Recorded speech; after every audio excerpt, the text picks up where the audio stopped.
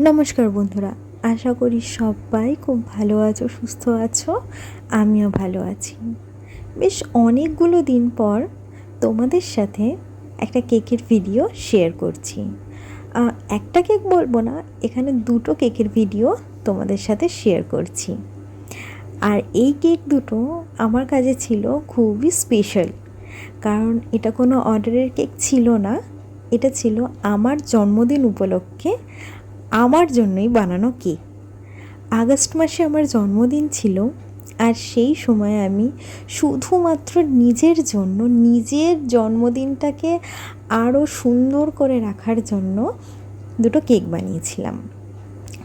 আমার জন্মদিন ছিল 22শে আগস্ট, তো সেদিনের জন্য একটা বেন্টো কেক বানিয়েছিলাম, যেটা ছিল ম্যাঙ্গো ফ্লেভারের। তার দুদিন বাদে বাড়ির সবাই মিলে একটা ছোট্ট করে সেলিব্রেট হয়েছিল আমার জন্মদিনটা, আর সেটার জন্য বানিয়েছিলাম একটা ডল, আর সেটা ছিল রেড ভেলভেট ফ্লেভারের। আসলে আমি নিজে খুব রেড ভেলভেট ফ্লেভারটা ভীষণ ভালোবাসি, আর সেই কারণেই নিজের পছন্দ মতন আমি কেকটা বানিয়েছিলাম। আমি যখন ছোট ছিলাম তখন অনেককেই দেখতাম তাদের জন্মদিনে ডল কেক কাটতো।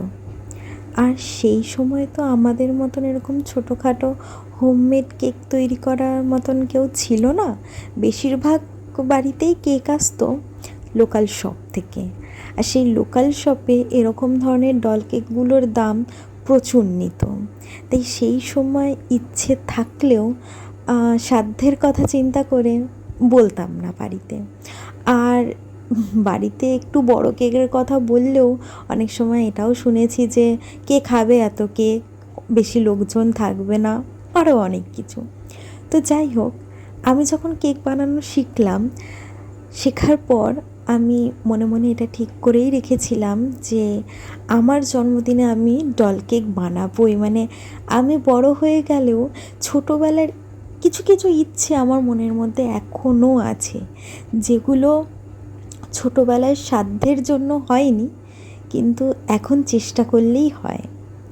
তো যাই হোক, নিজের জন্মদিনে নিজের জন্য এরকমভাবে কেক বানিয়েছিলাম, একটা আলাদাই এক্সাইটমেন্ট ছিল। কেকগুলো কেমন দেখতে হয়েছে তোমরা কিন্তু অবশ্যই জানিও। সবাই ভালো থেকো, সুস্থ থেকো, টাটা।